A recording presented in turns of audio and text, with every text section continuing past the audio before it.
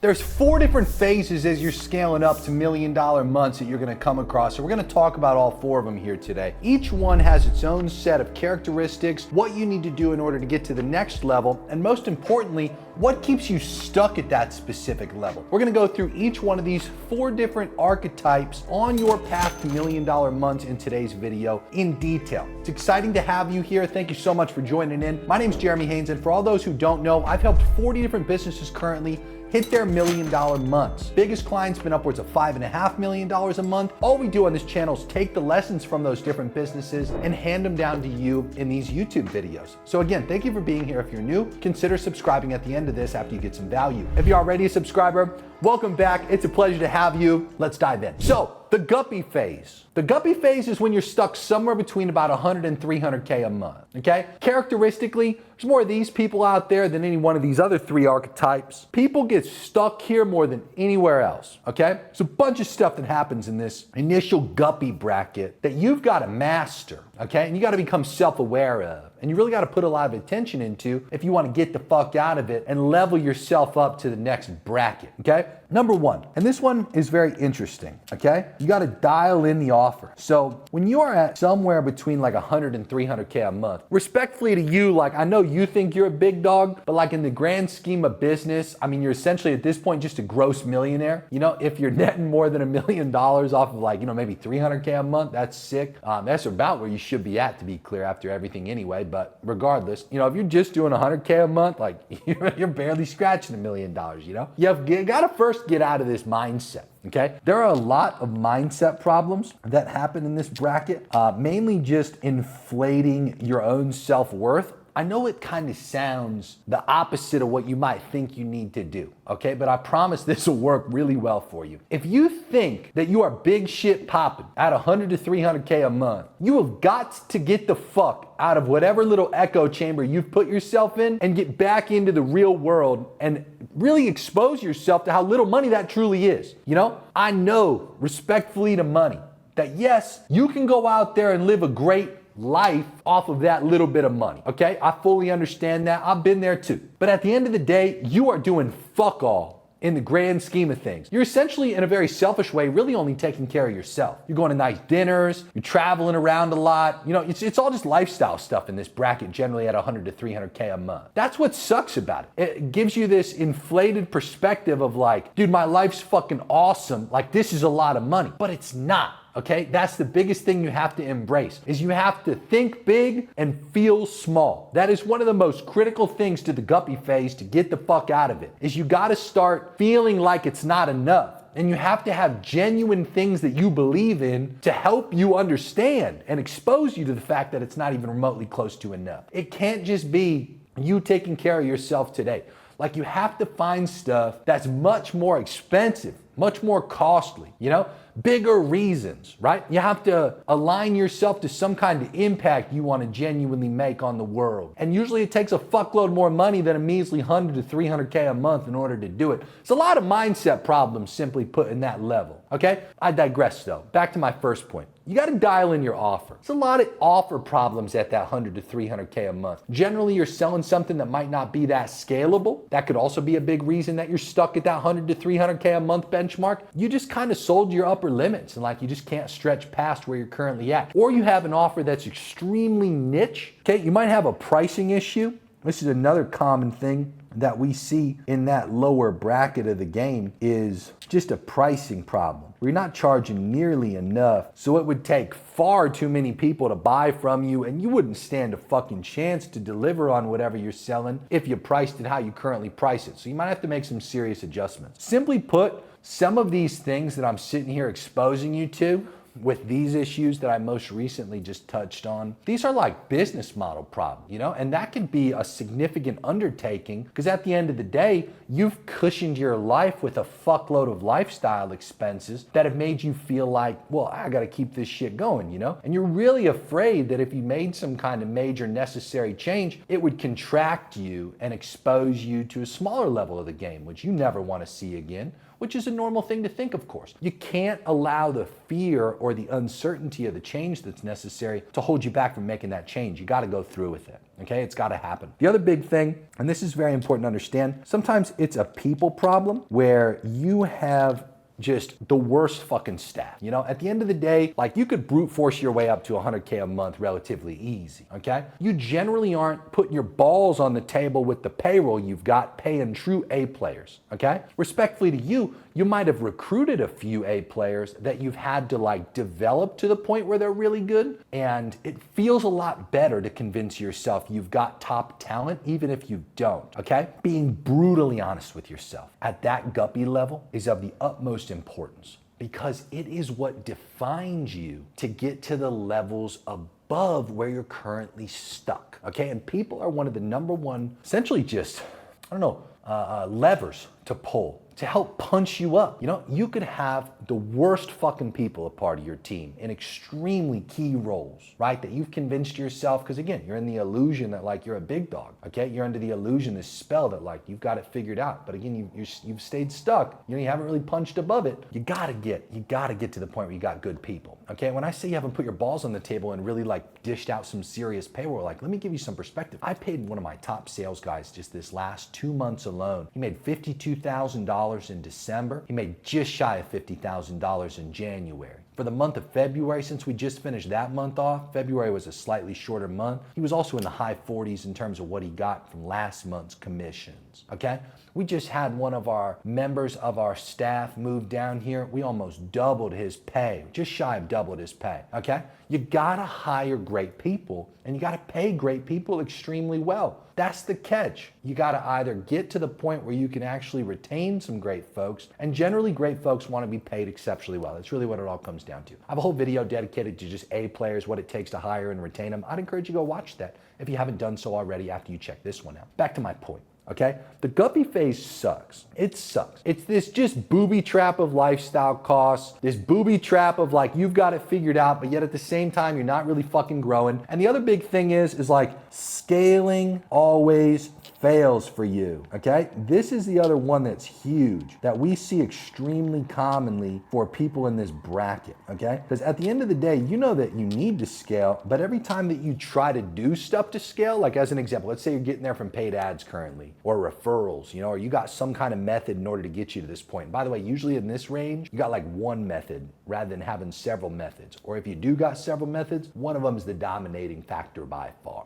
Okay, and you know it too. What I'm trying to make is like every time you try to push the gas on that specific dominating customer mechanism that you generated for yourself here, it just shits the bed, dude. It just doesn't do good, you know? So as a result of that, because of your pretentiousness, right? Because of this worldview of like, you know, I'm already in a position where I'm good. I don't need more help. You know, like I got this shit figured out. You end up just essentially trying to brute force your way up to the next level, which rarely ever works. You got to have a sophisticated fucking business to go from the Guppy phase to the middle of the road phase. Okay, even to get to the 300 to 500K a month range, it's a totally different fucking ball game. Okay, that's why they're separated here. But again, my point is like you got to recognize that something's obviously fucked up. You don't know what you don't know. Okay, and every time you've tried random stuff, it fails for you. And again, that could be a people problem. It could be an offer problem. It could just be again like you just have some kind of problem with your price, so you're limited on what you can scale into just based on you charging too little. Mainly, again, can't stress this enough, but it's hard for you to likely be self-aware of. You got a mindset problem, okay?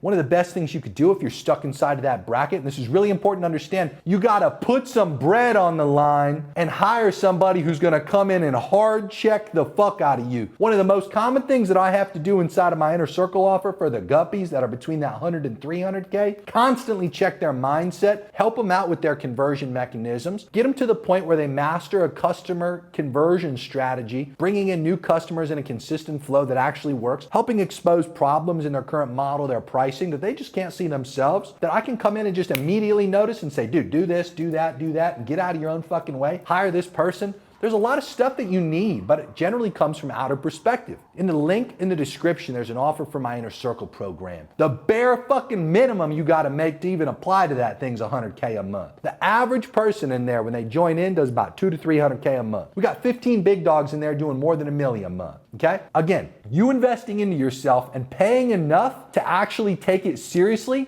It's gonna make a big difference comparatively to you just learning from like Facebook groups or one of your buddies making about the same amount of money as you, or you going to, again, just get some random fucking advice off the internet. It's like, you have to understand, it's a huge difference to how serious you'll take information when you pay for it. Somebody who's already been there, done that. You know how many guppies I've helped go from the 100 to 300K a month range to at least the level above that? It's been in the high hundreds at a minimum, okay? At a minimum. So my point is, invest into yourself. Join into the inner circle if you haven't considered doing so yet. But I digress. Let's continue on to the next one. So the middle of the road, you've officially gotten to the point where you're somewhere between about 300K and 500K a month. First of all, congratulations. You've, in most instances, overcome a lot of the mindset problems. To be fair to you at this level, like you are officially dialed in, okay? You've got a consistent routine. You've got the right people in most instances. You've fixed a lot of the offer problems that held you back prior. Maybe you increased your price or incorporated more than just a single offer. You really started to figure shit out at this level. And that's one of the most important things that you have to point out for these types of people, okay? They figured some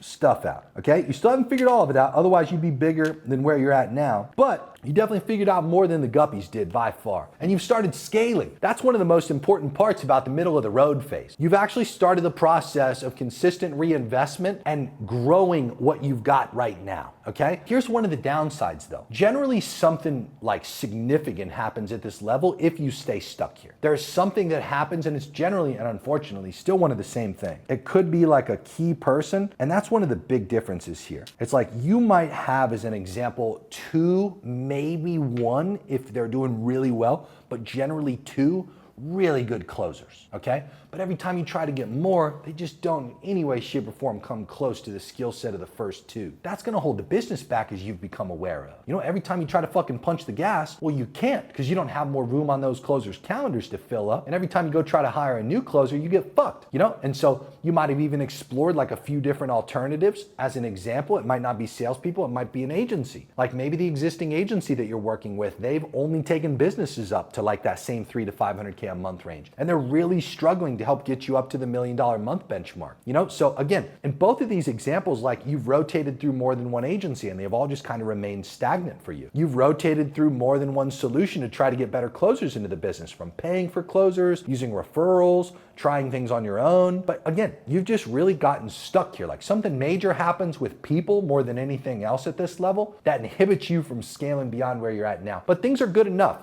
Things are good enough to where you've got more resources and you're also more willing to take risks and like invest into yourself when you're in this benchmark, because simply put, you just got more money. So you've also gone to masterminds, like you've hired mentors typically, like you've started the process of investment to try to learn more about why you're stuck, and you've obviously gone through the process of like trying to implement a lot of these things, but not everything always works for you. And so typically at this level, what you've really got to start to learn is like essentially entrepreneurial empowerment. You've got to take this wide range of information that you've gotten exposed to at this point, and you've got to start to really like pick and choose and find ways to implement it for you that's going to work best. That's one of the most interesting things that happens at that 3 to 500K level. You can find, I want to make it very clear, you can absolutely find the right people who can come in and just fucking scale the shit out of that thing. But at the end of the day, like there's almost a leadership difference that you've got to evolve into as the charismatic person that leads the business. Like you've got to get to the point where you feel empowered enough to take everything that you've learned, both on the own dollars that you've spent from experience and all of the information that you've consumed beyond yourself that you've invested into, and just ultimately conclude to like, this is fucking what we've got to do, you know? This is the master plan. So I want to call this empowerment because that's essentially what it is, right? Like you've, to a degree, like you might have even heard this quote at this point of what got you here won't get you there. That's partially true at this level. Like the type of person that you've been up to this point just doesn't really carry you through to the $1 million months. You can breeze, I want to be extremely fair to say this, like you can just breeze through this level too. But if you get stuck at this level, these are a lot of the things that inhibit you here. Most of the things that help you just breeze through this level are just consistently reinvesting into the ad spend, making sure that you're profitable the entire time, not over leveraging yourself on expenses as you go, trying to keep your team lean and just chock full of A players. More importantly, taking care of yourself, making sure that you stay dialed in, not disconnected, you know, not in the trenches though, but like again, like you're dialed in and very attentive to what's happening in the business. You can fucking breeze right through this middle of the road level, honestly, pretty easily if you've got the right characteristics of the business set in place, okay? But a lot of the things that inhibit you at this level are these following things. Some of the other things, and this one's also really interesting, you can have an offer like we talked about kind of in the guppy phase, that's just not something that's that scalable, that you get into this range of revenue. Like you manage to push it up to the 3 to 500K benchmark, but there's gotta be some kind of change that occurs in order to scale up to the next level. So you can also still in this range have some offer problems. And if you do, this is going to kind of suck, to be fair. You either have to come out with a new offer, or you've got to get to the point where you make the current offer more scalable. And again, because you got to 3 to 500K a month, you're going to have a lot of attachment to what's gotten you to this point, okay? And having to come out with something new, that can be very troublesome, but it can also be extremely exciting, because again, it can be built from a more knowledgeable self. So when I talk about that empowerment point that I've made prior to this, that's something that's really important to tap into. Like, you should feel confident that you can come out with some great stuff and that you're validated to a degree. I mean, look, you're doing a few $1 million a year. You're doing like $3, $5 million a year. That's pretty good. It's, in a mid-range of small businesses out there, keep in mind, 0.1% of businesses get to $10 million a year. So when I say you got to feel empowered, like you got to be able to look and make decisions a lot more confidently in most instances that can kick you up to the almost there phase. Okay? The almost there phase, I can't stress this enough. If you get to the point where you're doing like 500K to 750K, you have the power. You have the ability to punch up to that $1 million a month threshold. There's generally very little wrong that's at the 500 to 750K a month phase before you get to big dog. The almost there phase, I mean, it's one of my favorite periods to be a part of when we're working with a business, because there's so much enthusiasm, the morale is so high. To be fair, like the fluctuations of like a little bit of expansion and a little bit of contraction can really swing morale and, just how you feel about everything, your certainty levels on the whole business. But overall, like, you feel more optimistic than any one of these other benchmarks, believe it or not. Like, that's when you're so close to achieving the outcome that you're after, of hitting the big $1 million months, that nothing really stops you in this phase. Like, you figured out the offer, you figured out the people, you figured out the reinvestment strategy to continue scaling, like you figured out the conversion mechanisms that's worked for you. You've got consistency in almost everything. You're not one of those entrepreneurs that's just fucking off and like going around and traveling and like hiring shitty people that you convince yourself are good to man the business. Like, no, you're fucking dialed in, like you're doing good. Again, your enthusiasm and your optimism, and more importantly, your quality of life is extremely high in this phase. Like, you absolutely love yourself and you love life, you love your team, you love your business. Like, you're just enthused, simply put. That's one of the most optimistic phases I've ever seen and witnessed in the several people that we've helped actively, like literally right now in that phase, reflecting on it, and also have historically helped too.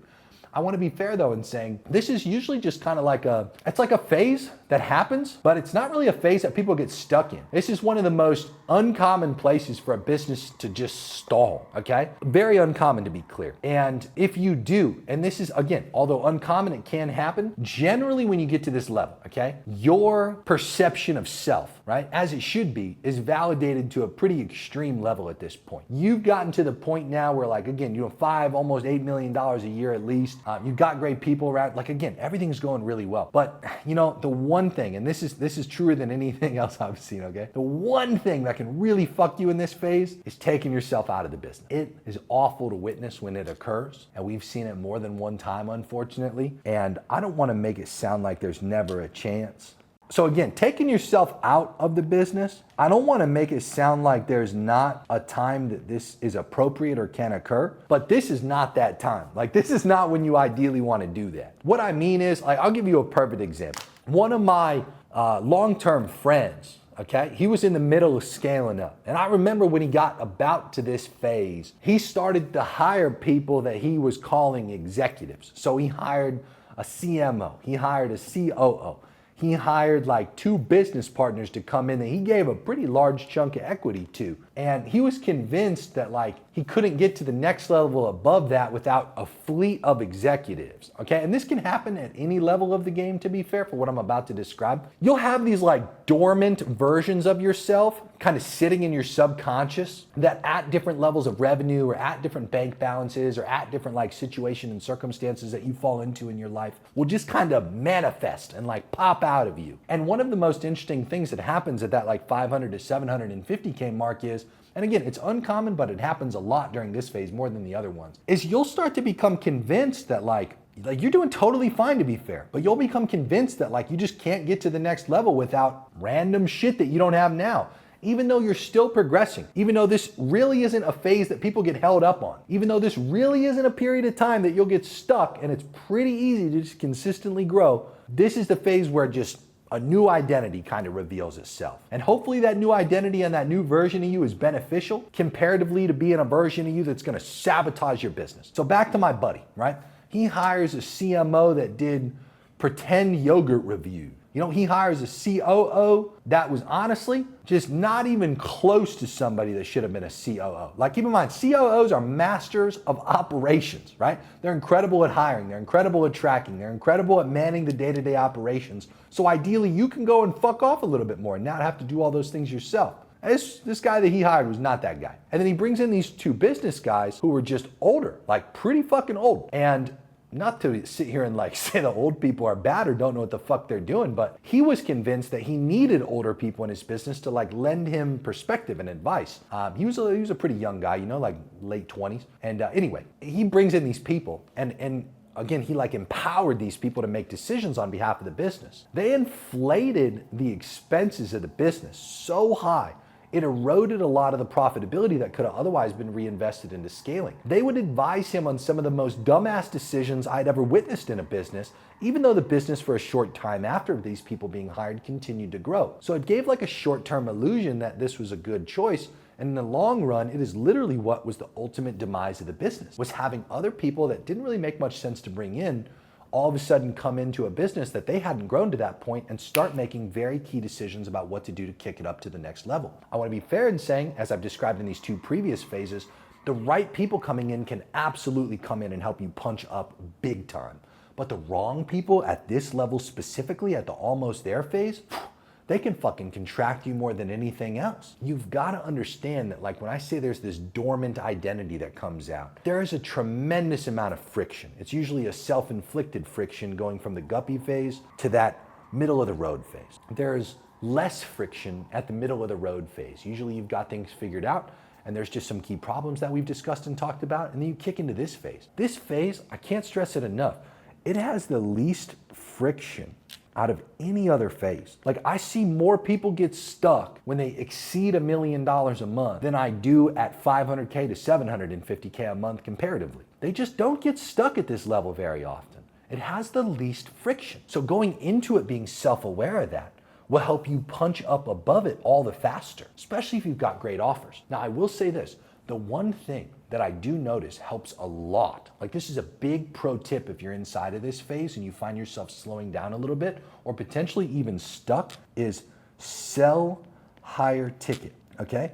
This is where you need your upsells, because those little fluctuations that you experience, those little contractions that occasionally happen, those seasonal instances throughout the year where the e-com boys crawl out from under their rocks and inflate ad costs for everybody, you've got to have opportunities to endure through those windows. And that generally comes from the back-end offers that you're going to sell to the surplus of customers that you consistently generate on a month-over-month basis. It's no longer a game of only the front-end offer and having a back-end offer that does all right. It's a game of having a strong front-end offer or set of offers and an even stronger back-end offer that a lot of people are buying into and that's very scalable, and honestly really starts to compete with what the front end revenue is producing on a month over month basis. All the better if that back end higher ticket offer is some type of recurring offer that people are going to consistently reinvest into. All the better if that's the case. So again, I just want to be extremely clear. Once you officially transition from the almost there phase to the big dog phase, first of all, congratulations. Okay, there's a whole different set of problems that occur at this level. It's a whole different just life, you know, it's a whole different business. This is when you have all kinds of options. One of the first ones is being bought out officially becomes a very viable option, okay? I want to disclose to you, there's been 4 different instances now over the years where we've been a part of businesses that are above $1 million a month and they get bought out. Both info businesses, one of them was a high ticket product we were selling, was an e-com offer.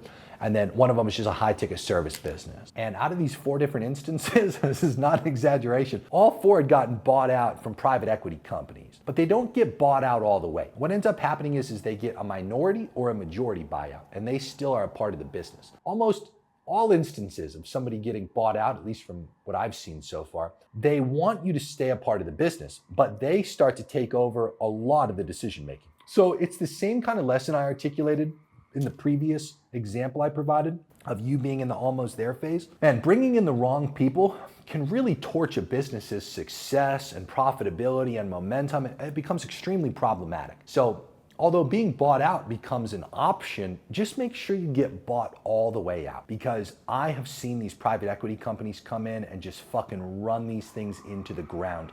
A perfect example, one of the first times it happened, a business was doing about $1.7 million a month. They get a majority buyout, okay? They immediately came in and fucked one of the equity partners that they had to buy out, and that was a long, drawn-out court process that I won't go into detail on. But to the person who got bought out, they got a good chunk, about $20-ish million. And again, they were stuck like being in the business. This was a personal brand info product business in this particular case. And there was some very credible people that came in and bought it out that were in the private equity deal. They had a big fleet of staff that they immediately placed into the business. They got rid of a lot of people, but we were able to stick for about a 6-month transition period of time. Dude, man, thank God they transitioned me out of there. I checked in on this business because the guy who got bought out hits me up about 2 years later.